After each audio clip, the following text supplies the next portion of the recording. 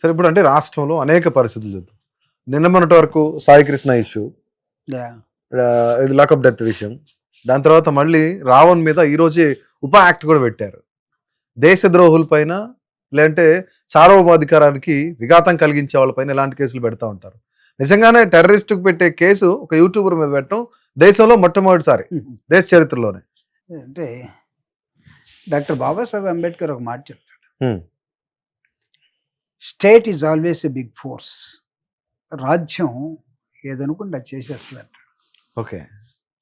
కాబట్టి రాజ్యం పట్ల మీరు చాలా అప్రమత్తంగా ఉండాలి. రాజ్య స్వభావాన్ని మీరు తెలుసుకోవాలి.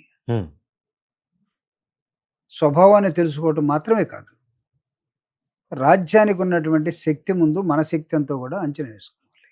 ఓకే.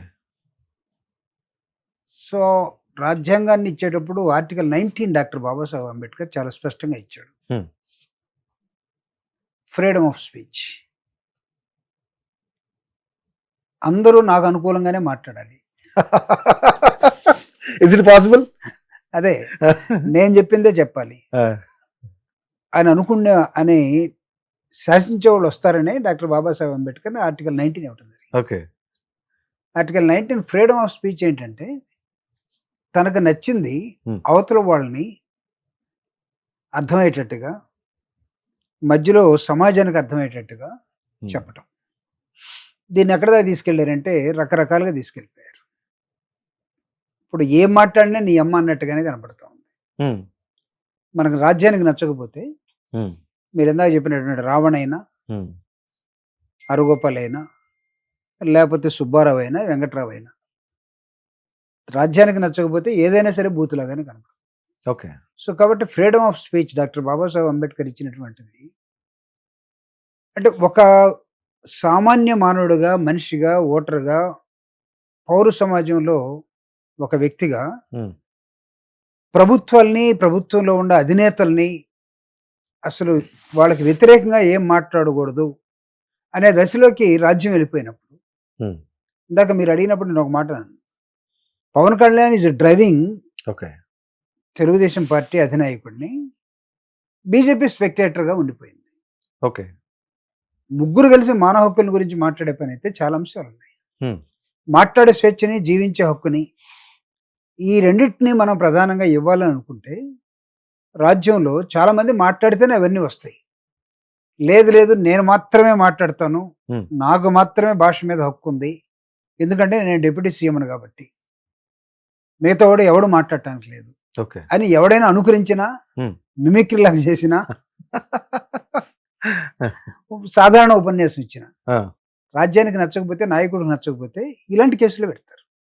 అయితే ఇలాంటి కేసులకి చాలా మంది భయపడతారని అనుకుంటారు, కానీ రేపు ఈ కేసులో దాని స్ట్రెంగ్త్ ఎంతో కూడా తేల్చాల్సిన అవసరం కోర్టులో ఉంటుందిగా. కోర్టు ముందు నిలబడాలి కదా.